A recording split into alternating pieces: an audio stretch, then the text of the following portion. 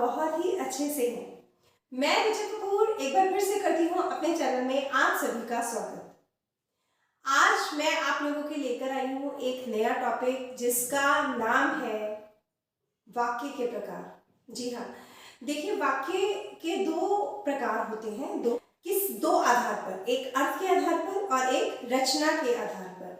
जो अर्थ के आधार पर वाक्य का प्रकार है वो इसके नाम से ही पता चलता है। वाक्य का जो अर्थ निकलता है उसी के आधार पर ही प्रकार बनाए जाते हैं। ठीक है, आज हम बात करेंगे रचना के आधार पर वाक्य के प्रकार। अब रचना के आधार पर कितने प्रकार होते हैं वाक्य के? वो हैं 3। जिसे कि हम सरल वाक्य, देखिए मैं लिख देती हूँ आप लोगों के लिए। सरल वाक्य,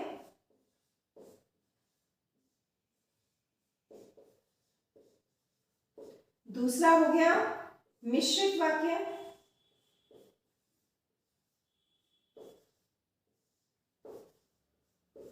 और तीसरा प्रकार है संयुक्त वाक्य। क्या नाम है?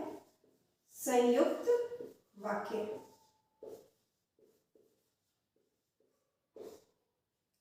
जैसे कि आप लोग जानते हैं मैं लिखने पर कम और समझाने पर ज्यादा जोर देती हूँ, तो इसके जो 3 प्रकार हैं मैं हर चीज को लिखकर एक्सप्लेन नहीं करने वाली हूँ। ठीक है, तो सबसे पहले हम लेते हैं सरल वाक्य।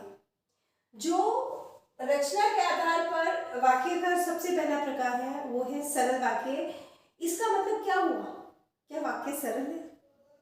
सरल वाक्य में क्रिया एक है, कर्ता एक से ज्यादा हो सकते हैं, एक भी हो सकता है, एक से ज्यादा भी हो सकते हैं। जैसे कि राम खाना खा रहा है, तो राम कर्ता एक है, क्रिया खाना खा रहा है, तो ये हो गया सरल वाक्य। इसको हम ये ले सकते हैं राम और श्याम खेल रहे हैं, तो राम और श्याम क्या हो गए? कर्ता, और खेल रहे हैं क्रिया, पर हमारी क्या है? क्रिया एक है। सरल वाक्य वही होते हैं जिसमें क्रिया एक होती है और कर्ता एक से ज्यादा या एक हो सकते हैं। ठीक है, कंसेप्ट क्लियर? लिखकर बताओ। कर्ता एक या ज्यादा, क्रिया इसमें कैसी रहती है? एक रहती है। ठीक है, क्रिया एक रहेगी। सरल वाक्य में कर्ता एक या एक से ज्यादा, क्रिया एक ही रहेगी। ठीक है, सरल वाक्य वह वाक्य है जिनमें क्रिया एक रहती है। ठीक है, अब मिश्रित वाक्य और संयुक्त वाक्य के बारे में हम अगली वीडियो में जानेंगे। आज हम इसी को, सरल वाक्य कौन से हैं, हम उसको उदाहरण के साथ सीखेंगे। ठीक है, कौन कौन से हैं? अभी हम वाक्यों को लिखेंगे और उसमें देखेंगे कौन सी क्रिया है, कौन सा कर्ता है, उसको क्या कहते हैं हम। ठीक है, तो चलिए सबसे पहले उदाहरण लेते हैं। मोहन खेल रहा है, तो मोहन क्या है? इसमें मोहन और खेल रहा है। खेल रहा है क्रिया होगी, कोई कार्य कर रहा है वो क्रिया है। ये कौन है? कार्य करने वाला, तो मतलब कि कर्ता, जिसे उद्देश्य और विधेय भी कहते हैं, है ना? तो उद्देश्य किसे कहते हैं? उद्देश्य कौन है? जो कर्ता है। और विधेय कौन है? जो क्रिया है। कर्ता उद्देश्य विधेय को करता है, तो जो कर्ता है वो क्या करता है? कर्ता क्रिया करता है। ठीक है, तो मोहन खेल रहा है। दूसरा हम लेते हैं, मैंने कुतुब मीनार देखा। जिन लोगों ने अभी मात्रा सीखी है उनको भी थोड़ा सा सरल वाक्यों से मात्राओं का भी ज्ञान हो जाएगा। ठीक है, मैंने कुतुब मीनार देखा। किसने देखा?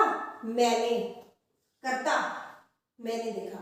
क्या देखा? कुतुब मीनार। कुतुब मीनार को क्या किया? देखा। देखा क्या हो गया? क्रिया, है ना? मैंने कुतुब मीनार देखा, कर्ता ये है, क्रिया ये है। सरल वाक्य में एक कर्ता एक क्रिया। ठीक है, एक वाक्य लेते हैं हम, मेरे, थोड़ा सा डिफिकल्ट लेते हैं, मेरे घर आज मेहमान आए। ठीक है, मेरे घर आज मेहमान आए। किसके घर? मेरे घर। मेहमान आए, आए क्या हो गई? मेहमान आए क्या हुआ? आए हो गई क्रिया। उन्होंने काम किया ना कि वो आए, तो मेरे घर, मेरा हो गया कर्ता और मेहमान आए हो गया क्रिया। तो मेरे घर आज मेहमान आए, इसमें क्या बार होता है कि इसमें क्रिया पता ही नहीं चल रही है। आना भी तो एक क्रिया है, काम हो रहा है ना, वो आ रहे हैं, तो आना एक क्रिया है, इसलिए ये हो गई क्रिया। एक वाक्य हम लेते हैं जिसमें दो कर्ता ले लेते हैं, जैसे कि सीता और गीता बाजार गए। ठीक है,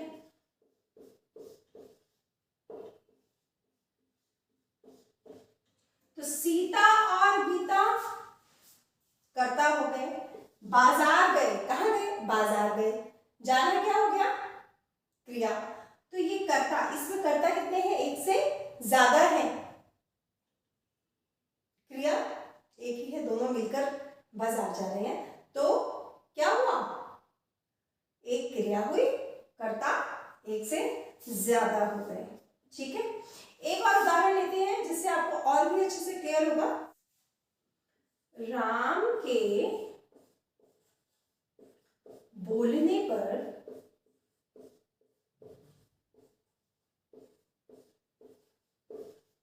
सब लोग सुनते हैं। ठीक है, राम कर्ता, राम के बोलने पर सब लोग क्या करते हैं? सुनते हैं। वो काम हो रहा है, क्रिया हो रही है। एक वाक्य हम लेते हैं, हम सब घूमने जाएंगे। ठीक है, हम सब घूमने जाएंगे, तो हम सब कौन है? अब तो क्लियर ही हो चुका है आपको, कर्ता है और घूमने जाएंगे क्रिया है। हम सब घूमने जाएंगे।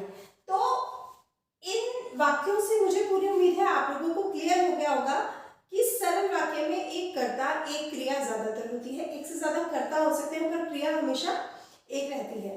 अगर आपको ये वीडियो कुछ समझ आई है, आपको इससे कोई कंसेप्ट क्लियर हुआ है, तो प्लीज इसे लाइक कीजिएगा। आप लोग लाइक नहीं करते ना ज्यादा, इसलिए मैं वीडियो बहुत कम बनाती हूँ। तो ठीक है, आप इसे लाइक कीजिएगा, शेयर कीजिएगा उन लोगों को जिनको इसकी जरूरत है, और कमेंट करके तो आप पूछ ही सकते हैं। जिन्होंने अभी तक मेरा चैनल सब्सक्राइब नहीं किया है, जल्दी से कर दीजिए सब्सक्राइब। मुझे उम्मीद है और मैं पूरी कोशिश करूंगी कि बहुत जल्द आप लोगों के लिए अगली वीडियो लेकर आऊंगी जिसमें हम मिश्रित वाक्य को सीखेंगे। तब तक के लिए नमस्कार।